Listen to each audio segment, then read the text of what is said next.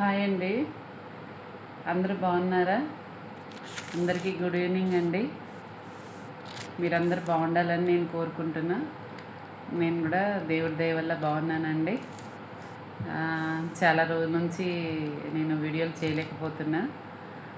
కొన్ని సిచ్యువేషన్స్ వల్ల, కొన్ని ఇష్యూస్ వల్ల వీడియోస్ చేయలేకపోయానండి. సో రెగ్యులర్గా టచ్లో ఉండడానికి నేను ప్రయత్నం చేశానండి.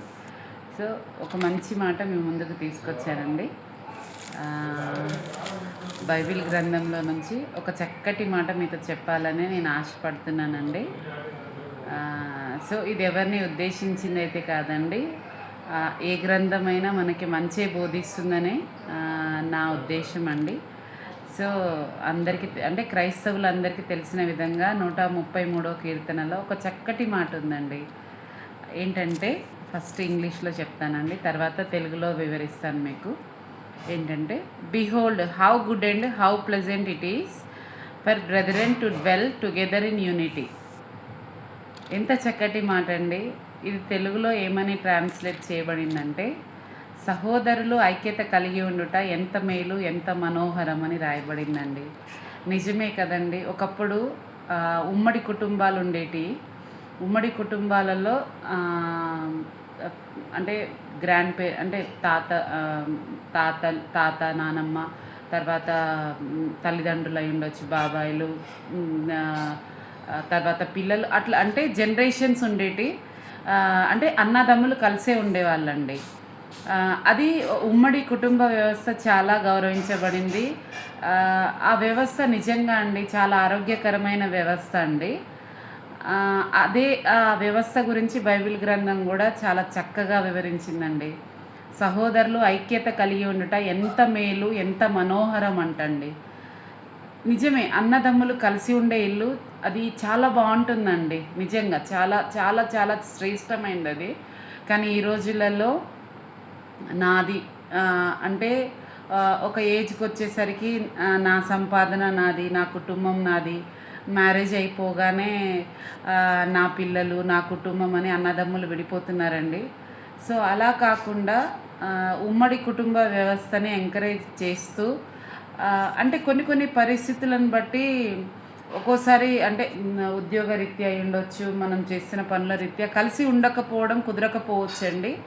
కానీ విడిపోయే బ్రతకాలని ఏం లేదు కదండి.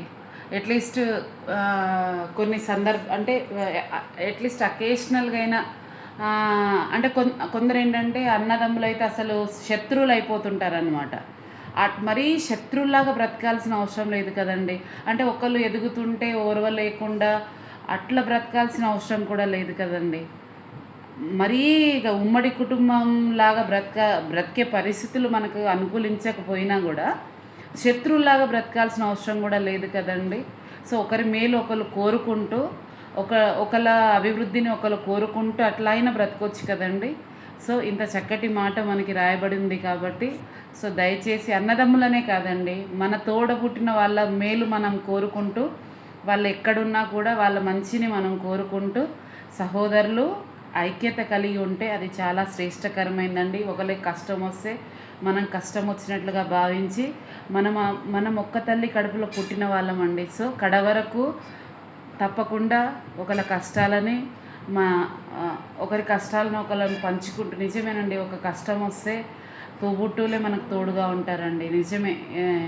అంటే బయట వాళ్ళు ఉండరా అంటే కొన్ని పరిస్థితుల్లో వాళ్ళు ఉండకపోవచ్చు, కానీ తోబుట్టువులు అయితే ఖచ్చితంగా ఉంటారండి.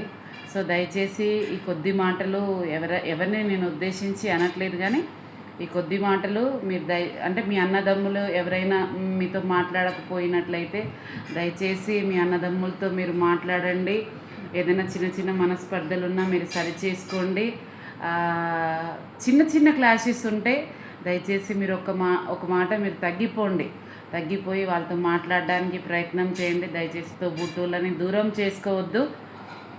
వాళ్ళతో కలిసి ఉండడానికి ప్రయత్నం చేస్తూ ప్రతి కష్ట సుఖాల్లో తోబుట్టువులని తోడుగా ఉంచుకుంటూ మీరందరూ కలిసి ఉంటూ మనమందరం కలిసి ఉంటూ ఐకమత్యంగా మన సహోదరులతో కలిసి బ్రతకాలని ఆ దేవుణ్ణి కోరుకుంటూ బాయ్.